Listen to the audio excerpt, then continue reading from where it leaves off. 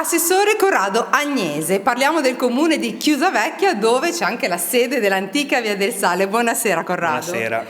Allora, abbiamo appena terminato qua a Borghetto da Roscia questa bellissima convention dove abbiamo parlato di marketing territoriale. Che cosa ci puoi dire? Ma intanto io rappresento appunto il comune di Chiusavecchia e fa piacere sottolineare che appunto la sede dell'antica Via del Sale è nel nostro comune.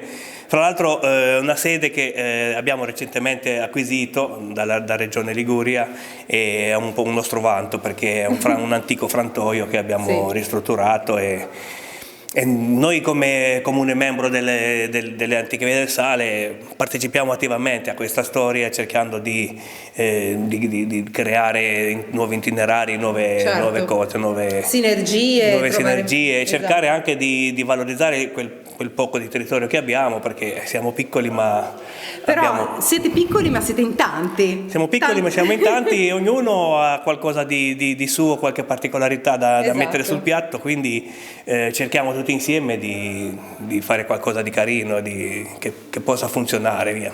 Assolutamente, lo state facendo. Sì. Grazie. Grazie mille.